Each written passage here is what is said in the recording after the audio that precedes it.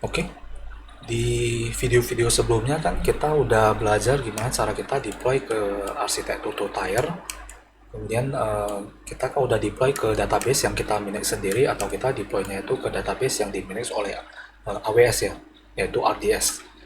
Nah, eh, persamaan dari masing-masing database ini adalah database ini kan kita taruhnya itu di private ya, kita taruhnya di private server di mana database server database-nya ini kita nggak bisa akses dari luar ya, dimana database ini kan kemarin kita set itu hanya bisa diakses oleh aplikasi atau instance EC2-nya di depannya ini ya. Begitu juga nanti kan untuk yang RDS, yang RDS ini kan kemarin kita setnya itu dia nggak ada public access-nya, jadi dia private, hanya bisa diakses oleh instance EC2-nya ini. Nah, jadi pertanyaannya gimana? Pertanyaannya adalah gimana kalau misalnya kita mau manage database-nya, kita mau manage tabel-tabelnya, mau lihat datanya, mau query database-nya itu gimana dengan menggunakan MySQL client yang ada di komputer kita. Jadi sebenarnya caranya solusinya bisa ya. Solusinya kita bisa connect ke database yang di belakangnya ini. Itu via SSH tunnel, via instance EC2 dari web app-nya ini ya, karena web app-nya ini atau instance EC2 yang instance EC2-nya ini yang punya akses langsung ke RDS-nya kan. Jadi ya sebenarnya dari MySQL client kita itu kita bisa tunnel dari EC2-nya ini untuk supaya dia bisa connect ke RDS-nya. Jadi kita nggak langsung ya. Kalau biasa pada umumnya kan MySQL client kita itu langsung connect ke RDS-nya. Tapi di sini supaya lebih secure, kita nanti connect-nya itu via SSH, kita connect-nya dari EC2 ke RDS. Nah, jadi di video kali ini kita mau belajar seperti itu. Kita mau bahas gimana caranya supaya bisa connect ke ADS via SSH tunnel. Jadi caranya adalah kita bisa buka MySQL client yang Anda gunakan.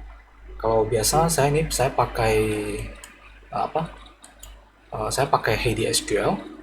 Jadi kalau untuk HDSQL dia cara konfigurasinya ini kita bisa pilih new database. Kemudian kita kasih nama RDS web app, kita kasih nama instance-nya. Nah, untuk connect ke database-nya, ini untuk yang di sini hostname-nya ini kita tetap masukin hostname dari database kita. Mau dia RDS atau EC2 sama. Cuman ini endpoint-nya pasti berbeda ya, antara RDS sama yang kita manage sendiri yang di EC2. Jadi kita bisa masukin. Nah, di sini saya pakai RDS ya. Jadi endpoint-nya RDS. Kalau Anda manage sendiri database-nya pakai EC2 ya, Anda bisa masukin IP atau DNS dari EC2 Anda. Oke, ini saya pakai RDS. Untuk usernya root, passwordnya ini. Jadi saya bisa masukin seperti ini. Oke. Kemudian di sini opsinya ini kita pilihnya adalah di HDSQL ini dia ada opsi namanya SSH tunnel. Dan ini memungkinkan kita untuk connect ke database kita yang di belakang EC2 via SSH tunnel. Dan ini kita pilih SSH tunnel. Kemudian di sini kita bisa pilih SSH tunnel, bagian tab SSH tunnel. Nah, untuk RDS-nya ini, untuk ini SSH host-nya, kita bisa masukin IP atau hostname dari instance EC2-nya ini. Ya, kita bisa cari di instance EC2 kita. Nah, kita bisa pakai IP atau kita bisa pakai public DNS-nya ini. Kita copy. Ini kita pakai public DNS, copy. Kemudian saya masukin di sini public DNS dari EC2-nya. Kemudian di sini kita akan SSH tunnel via port 22. Untuk username-nya ini kita pakai Ubuntu. Nah, untuk password-nya ini kan kita nggak pakai password, tapi kan kita connect SSH ke instance EC2 kita itu kan kita pakai private key pair ya, pakai key pair. Nah, cuman di HDSQL ini dia nggak bisa pakai key pair ya.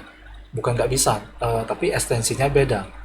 Karena key pair kita itu ekstensinya kan dia PEM di belakangnya. Sedangkan HDSQL ini dia butuhnya PPK. Berarti kita mesti konversikan dulu ya. Private key pair kita yang PEM itu kita mau convertnya itu menjadi PPK. Dari cara convertnya itu kita bisa menggunakan satu tools dari Putih namanya Putihgen ya. Jadi Anda bisa, ini Putihgen ini harusnya pada saat Anda install Putih itu dia juga udah terinstall ya. Jadi namanya ini Putihgen Generator. Jadi kita bisa konversinya itu dengan cara kita import key pair kita. Setelah kita import key pair, nanti di sini kita bisa save private key. Nanti hasil save private key ini dia ekstensi belakangnya itu adalah PPK. Nah, itu file PPK itu yang akan kita gunakan untuk connect ke database kita ya, atau ke instance EC2 kita. Jadi sebelumnya saya udah convert kan, sehingga saya udah ada private key-nya.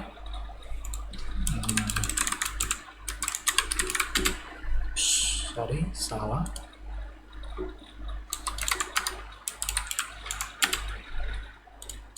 Oke, nah jadi saya udah convert private key key pair saya itu menjadi PPK ya, atau private key-nya.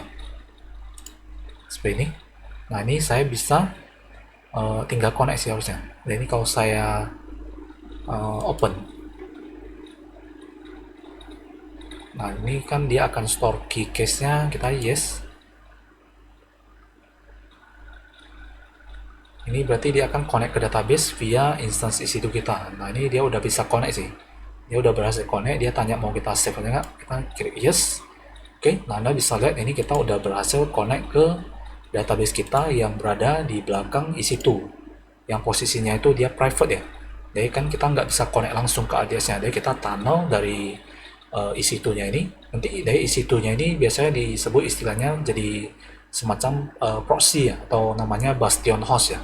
Jadi kita connect ke RDS-nya itu melalui yang namanya bastion host EC2-nya, sehingga kita bisa connect ke RDS-nya. Bukti bahwasanya ini kita connect ke RDS-nya langsung, kita bisa dari web aplikasi kita yang udah jalan. Ini kalau saya refresh, nah ini kan dia ngambil datanya dari RDS ya. Jadi kita bisa tes rubah sih datanya yang pertama misalnya. Kita coba tes rubah data postnya. Kalau dia berubah berarti kan benar ya. Ini MySQL client kita itu udah connect ke RDS-nya langsung. Dan ini saya rubah type-nya jadi hello world. Kemudian ini saya refresh. Nah, Anda bisa lihat ini kan dia berubah hello world. Nah, kalau instance dari RDS-nya itu kita matikan untuk menunjukkan bahwasanya memang aplikasi kita ini dia connect-nya ke database yang ada di RDS ya. Jadi kita bisa coba stop dulu. Kita bisa stop RDS-nya. Kita mau lihat apakah benar ini datanya nggak muncul lagi kalau misalnya kita udah stop. Kita stop. Oke. No. Yes.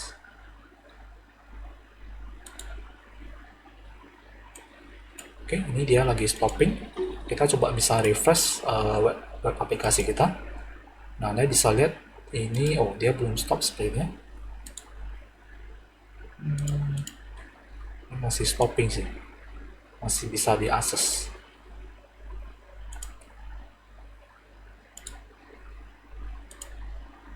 Oke. Refresh. Masih bisa.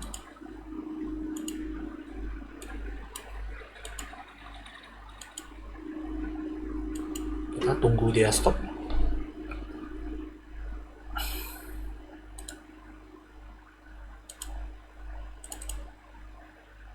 Ini proses create dan stoppingnya, proses create RDS-nya itu dan proses stopnya ini memang lama ya sebenarnya.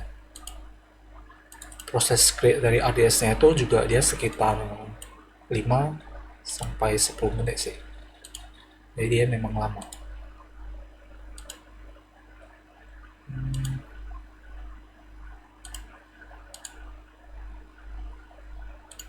Masih belum stop.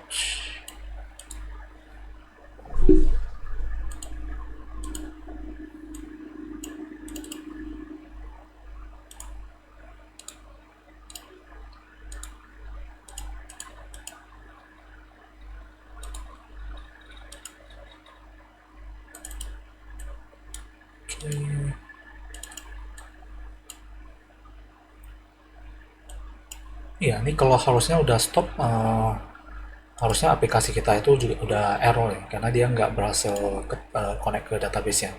Ini juga kita bisa lihat bahwasannya yang posisi sekarang yang lagi connect ke database kita itu ada satu connection ya, yaitu ini ya, aplikasi ADSQL ya.